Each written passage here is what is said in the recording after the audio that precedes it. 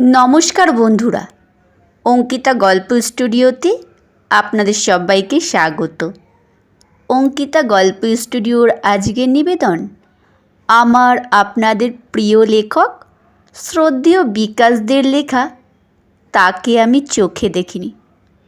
এটি আমার চ্যানেলে তার 41তম গল্প। গল্প শুরু করার আগে লেখকের সাথে আপনাদের পরিচয় করিয়ে দিচ্ছি। স্ক্রিনে এখন যাকে দেখতে পাচ্ছেন ইনি লেখক বিকাশ দে। তার জন্ম আসামের রেল শহর বদরপুরে 1956 সালে। লেখকের প্রথম প্রকাশিত গল্প লিটল ম্যাগাজিনে 1989 সালে।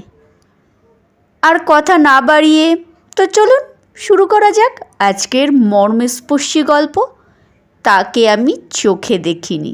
গল্প শুরুর প্রথমেই আমি সবার কাছে ক্ষমা চেয়ে নিচ্ছি আশেপাশের আওয়াজের জন্য।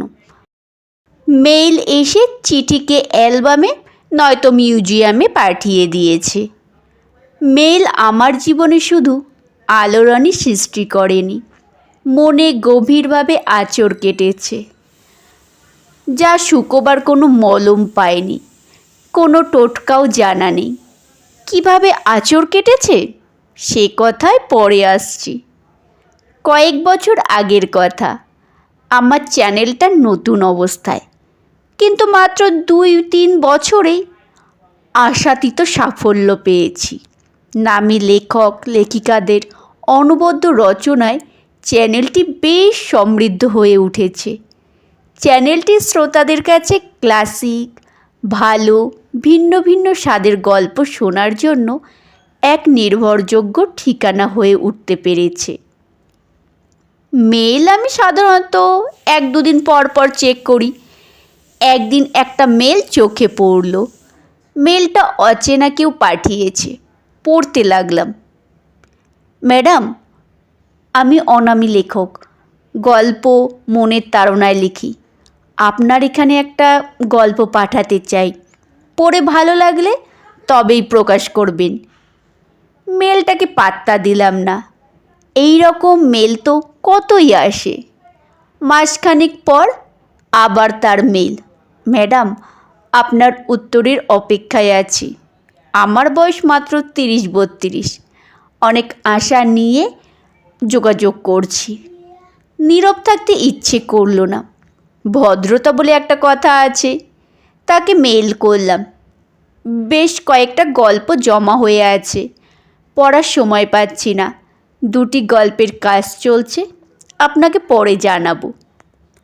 মাস দেড়েক পর তার কাছ থেকেই আবার মেল, সায়নিদি নিরাশ করবেন না প্লিজ, গল্পটা কমপক্ষে একবার পড়েই দেখুন।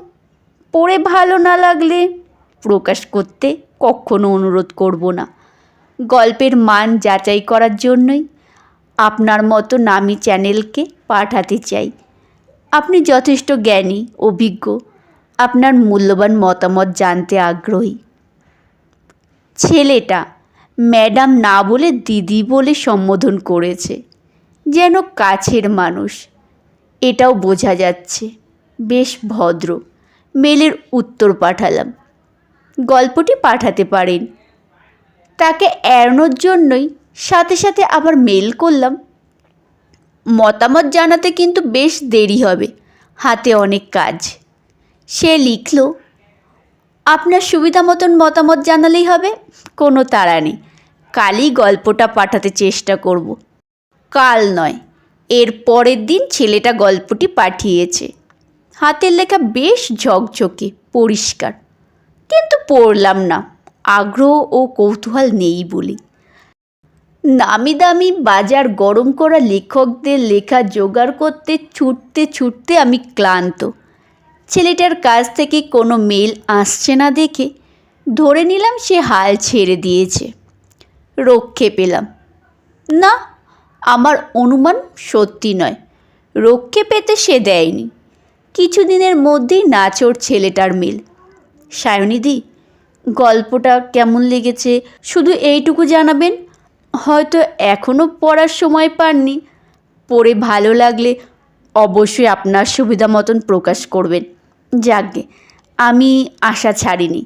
লেখালেখি করার পোকাটা যেহেতু একবার মাথায় ঢুকে পড়েছে, সহজে হাল ছাড়ব না, চেষ্টা চালিয়ে যাব। হাতের জমা কাজগুলো কিছুটা গুছিয়ে ফেলেছি। আগ্রহ বা কৌতূহল না থাকলেও ছেলেটার আবদারটা তো এন্ড করতে হবে, ঝুলিয়ে রাখার কোনো মানে হয় না। গল্পটা পড়া শুরু করলাম। প্রায় ঊর্ধ্বশ্বাসে পড়তে বাধ্য করলো ছেলেটা। একদম চমকে গেলাম। কি পরিণত চিন্তাধারা রে বাবা! কয়েকটা জায়গা দুবার পড়েছি। বুঝতে পারলাম ছেলেটা বেশ বিচক্ষণ। আমার চ্যানেলে প্রথম পাঠাচ্ছে বলি হয়তো নিজের লেখা অন্যতম সেরা গল্পটাই পাঠিয়েছে, যা নিঃসন্দেহে মনে দাগ কাটবেই। নিজের জাতটাও চেনাতে পারবে। অনেকটা প্রথম ওয়ানডে ম্যাচে সেঞ্চুরি করার মতো। গল্পটা একসময় প্রকাশ করলাম। কমেন্ট বক্সে ছেলেটা শুধু ধন্যবাদ জানালো, বাড়তি কোনো শব্দ খরচ করলো না। তা করেছেন সুধী শ্রোতারা। তাদের কমেন্টে বিশেষণের ছড়াছড়ি। ভালো গল্পের কদর করতে সবাই জানেন, এটা দেখে ভালো লাগছে। 1.5-2 মাস পর পর ছেলেটা গল্প পাঠাচ্ছে, নিজস্ব স্টাইলের, ভিন্ন ভিন্ন স্বাদের। গল্প লেখায় তার দক্ষতা দেখে কয়েকবার মুগ্ধ হয়েছি। একজন উন্নত মানের লেখকের সন্ধান পাওয়া গেল, কী যে ভালো লাগছে। বেশ কয়েক মাস হয়ে গেল ছেলেটা কোনো গল্প পাঠাচ্ছে না। মনটা কেন জানি একটু খারাপ লাগছে। গল্প পাঠানোর জন্য একদিন মেল লেখা শুরু করলাম, কিন্তু কয়েকটা শব্দ লিখে সেন্ড না করে ডিলিট করে দিলাম। স্মরণীয় বরণীয় লেখক লেখিকাদের বিশাল ভাণ্ডার পড়ে আসছে। কালজয়ী অসাধারণ সৃষ্টির তো অভাব নেই, তবে কেন ওই পুচকে ছেলেটাকে নিয়ে মাথা ঘামাচ্ছি? ছি, কি ন্যাকামি করছি। সপ্তাহখানেকের মধ্যে সে একটি গল্প পাঠালো। মেধহীন গল্পের বলিষ্ঠ মেসেজের পাশাপাশি টাইট বুড়নের প্রশংসা নিন্দুকেরাও করতে বাধ্য। সবচেয়ে বড় কথা, হৃদয়ের একদম গভীরে পৌঁছে নাড়িয়ে দিয়েছে। এই রকম গল্প সত্যি অনেক দিন পড়ার সুযোগ হয়নি। 5 দিন পরে দুর্দান্ত গল্পটি শ্রোতাদের কাছে পৌঁছে দিতে পেরে বেশ তৃপ্তি পেলাম। নিষ্ঠা ও আন্তরিকতা থাকলে পেছন ফিরে তাকাতে হয় না। ছেলেটা মানে সৌমিক এর উদাহরণ। এর মানে এই নয় যে তার সব গল্পই সব শ্রোতাদের ভালো লেগেছে, আহামরি লেগেছে। এই রকম কোনো লেখকের পক্ষেই সম্ভব নয়।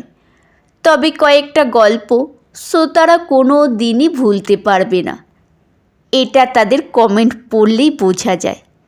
আর এজন্য, হ্যাঁ ঠিক এই জন্যই অন্যান্য স্বনামধন্য লেখকদের প্রতি শ্রদ্ধা জানিয়ে বলছি, সৌমিকের অনেক গল্পের ভিউ তাদের অনেক গল্পের চেয়ে এগিয়ে।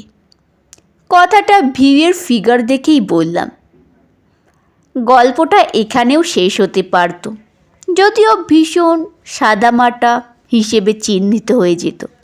যাই হোক, গল্পটা তো শেষই হলো না। সুপরিচিত লেখক লেখিকাদের অসাধারণ সৃষ্টিতে আমার চ্যানেলের সাফল্য দিন দিন বেড়েই যাচ্ছে। পাশাপাশি সৌমিকের লেখাও প্রকাশ করে যাচ্ছি। একটা কথা স্বীকার করতেই হয়, নইলে অবিচার করা হবে। কথাটা হচ্ছে, সৌমিকের গল্প প্রকাশের মাধ্যমে চ্যানেলের সমৃদ্ধি গ্ল্যামার মোটেই কমছে না। সমকালীন গ্লোবাল ক্রাইসিস নিয়ে তার লেখাগুলো যেন নিছক গল্প নয়, ডকুমেন্ট ও পথনির্দেশক। এর জন্যই তো বেশ কয়েকটি চ্যানেল থেকে তার গল্প প্রকাশিত হচ্ছে। আমার চ্যানেলেও স্থায়ী জায়গা অর্জন করে নিয়েছে।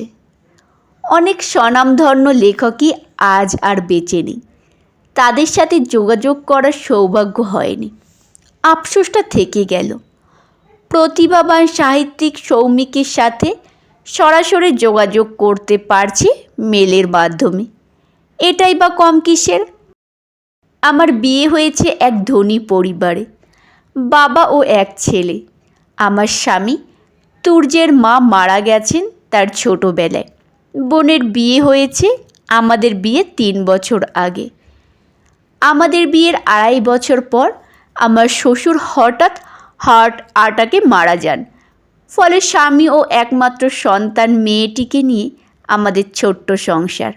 প্রথম দিকে নানা ব্যস্ততায় সময়ই পেতাম না, কিন্তু মেয়ে যত বড় হচ্ছে আমার ব্যস্ততা কমছে। সে এখন ক্লাস 5-এ। ছোট শহর, স্কুলটা কাছেই, সুতরাং স্কুলে যাওয়া আসা একাই করতে পারে, নিজের হাতে ভাত খেতেও পারে।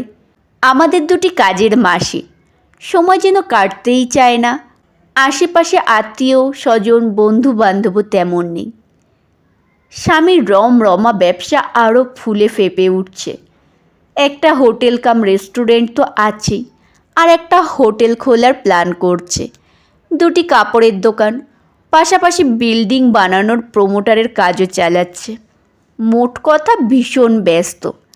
একদিন তাকে বললাম, একদম ফ্রি হয়ে গেলাম, কিছু ভালো লাগছে না, কী যে করব। তুর্য বলল, তোমাকে যে সেভাবে সময় দিতে পারি না এটা বুঝতে পারি, কিন্তু কি করব বলো? যত ব্যস্ততা সব তো রোজগার বাড়ানোর জন্যই, আর রোজগারটা তো করছি তোমাদের ভবিষ্যতের কথা ভেবেই। একটু থেমে সে বলল, আমার তো কোনো বাজে নেশাও নেই যে রোজগারের টাকাটা অন্যদিকে অবহেলায় ওড়াচ্ছি। কথাটা অস্বীকার করতে পারলাম না, চুপ থেকে গেলাম। আবার একটু থেমে সে বলল, একটা কাজ করতে পারো, সেলফ এনগেজমেন্টের উপায় একটা বের করতে পারো। আমি জিজ্ঞেস করলাম, যেমন? যেমন টিউশন করতে পারো, তোমার তো ম্যাথসে মাস্টার্স। আমি বললাম, পড়াতে ভালো লাগবে না, অনেকদিন এসবের টাচে নেই। তাহলে বিউটি পার্লার খুলতে পারো, রোজগারের জন্য নয়, স্রেফ এনগেজমেন্ট। এসব পারবো না। তুর্য বলল, মন খারাপ না করে রিল্যাক্স থেকে এ নিয়ে একটা কিছু ভাবো, দেখবে সময় আরামসে কেটে যাবে, মুডও ফ্রেশ থাকবে। অনেক ভেবে চিনতে ইউটিউবে চ্যানেল শুরু করলাম। তুর্য উৎসাহ দেবার সুরে বলল, একদম রাইট ডিসিশন, এনি হেল্প আমাকে বলবে। আমার ব্যস্ততা বাড়ছে, ভালো গল্প প্রকাশের জন্য সব রকম চেষ্টা চালিয়ে যাচ্ছি। আমার পরিবারটা ক্রমশই বড় হচ্ছে, সাবস্ক্রাইবের সংখ্যা দিন দিন বাড়ছে, শ্রোতা বন্ধুদের গঠনমূলক মতামত বাড়তি উৎসাহ যোগাচ্ছে। এক কথায় বলা যায়, দিন বেশ ভালোভাবেই কাটছে। স্বামীর বিরুদ্ধে আমার কোনো অভিযোগ নেই, কিন্তু বেশ অভিমান আছে। তার এত ব্যস্ততা কিসের জন্য? আরও অর্থ উপার্জনের জন্য? টাকাই কি মানুষের জীবনে একমাত্র জরুরি? অন্য সবের কি কোনো মূল্যই নেই? রোজগার তো কম বেশি সবাই করেছে, কিন্তু তাই বলে কি পরিবারকে একটু সময় দেয় না? এটা কি স্বামীর কর্তব্যের মধ্যে পড়ে না? হাজারো ব্যস্ততার মধ্যেও এত সব প্রশ্ন আমার মাথায় এসে ভিড় করে, সে শান্তিতে থাকতে দেয় না। সদ্য প্রয়াত আশা ভোসলের গাওয়া মন কেমন করা ক্লাসিক গান। चैन से हमको कभी आपने जीने न दिया। কেন জানি প্রায় সময় আমার হৃদয় তোলপাড় করে। গানটা প্রাণ যায় পার বচন না যায় সিনেমার। অসাধারণ সুর অপি নায়ারের। দেখতে সুন্দরী সংজ্ঞা থেকে আমি বেশ পিছিয়ে, কিন্তু মনের মিল থাকলে সব হয়, আরাম সুখ শান্তি সব। বহুল প্রচলিত কথাটাই বারবার মনে হয়, all women are beautiful when light is out. বাংলাতেও কথাটা চালু আছে, অন্ধকারে সবাই নূরজাহান। আবারও বলছি, আসল হচ্ছে মনের মিল। ফেসবুক ওয়েব সিরিজ এসব আর কত ঘাঁটব, লেখকেরা সত্যিই বেশ গুছিয়ে কথা বলতে পারেন। সৌমিকের সাথে মেলে যোগাযোগ রেখে অন্য স্বাদের সুখ পাই। কথাটা খোলাখুলিভাবে বলেই ফেললাম, যে কোনো বিষয় নিয়েই সে মেল করুক। তা ইরান আমেরিকার যুদ্ধ, IPL ম্যাচ, সাহিত্য সবই ভালো লাগে। এমনকি সে যদি মেল করে জানায় এবার বেশ গরম পড়বে, এই ধরনের অতি সাধারণ গোছের কথায় কেন জানি মনটা খুশি হয়ে যায়, শূন্য বুকটা অক্সিজেনে ভরে যায়। খুব কম বয়সে মা হারা আমি বাবা দাদার কড়া শাসনে বেড়ে উঠেছি। বাবার বয়স হয়ে যাবার পর দাদা শাসনের ডোজটা আরও বাড়িয়ে দিয়েছিল। এসব কারণেই হয়তো প্রেম কি তা বোঝার সুযোগ কোনোদিনই পাইনি। সৌমিক কোথায় থাকে, দেখতে কেমন, কিছুই জানি না। তাকে কখনো দেখিনি, এমনকি তার ফটো পর্যন্ত দেখিনি। চেষ্টা করলে হয়তো তা সম্ভব হতো, কিন্তু জীবনটা বড্ড খসখসে, কিছু বিধি নিষেধ মেনেই চলতে হয়। হ্যাঁ, জীবনটা এই রকমই। অনেক বছর আগে ছোট মাসির কাছ থেকে শোনা সত্যজিৎ রায় পরিচালিত চারুলতা সিনেমাটির কথা আজকাল কেন জানি প্রায় সময় মনে পড়ে। বিশ্বকবি রবীন্দ্রনাথ ঠাকুরের কালজয়ী সৃষ্টি নষ্টনীড় অবলম্বনে সিনেমাটি তৈরি হয়েছিল 1964 সালে। এই সিনেমাটির জন্য সত্যজিৎ রায় বার্লিন চলচ্চিত্র উৎসবের সেরা পরিচালকের পুরস্কার অর্জন করেন। চারুলতার ভূমিকায় অনবদ্য অভিনয় করেছিলেন মাধবী মুখোপাধ্যায়। তার মানসিক যন্ত্রণাটা উপলব্ধি করতে আমার অসুবিধে হচ্ছে না, তারই ছায়া যেন নিজের মধ্যে দেখতে পাচ্ছি। নমস্কার বন্ধুরা, শেষ হলো গল্প পাঠ। কেমন হলো অবশ্যই কমেন্টে জানাতে ভুলবেন না। গল্প শোনা হয়ে গেলে একটি লাইক করবেন, শেয়ার করবেন কাছের আত্মীয় স্বজন বন্ধু বান্ধবদের কাছে। আর যেসব বন্ধুরা আমার গল্প শোনেন এখনও আমার পরিবারের সদস্য হননি, তারা আমার চ্যানেলটি সাবস্ক্রাইব করে পাশে থাকা বেল আইকনটি প্রেস করে আমার পরিবারের সদস্য হওয়ার অনুরোধ রইল।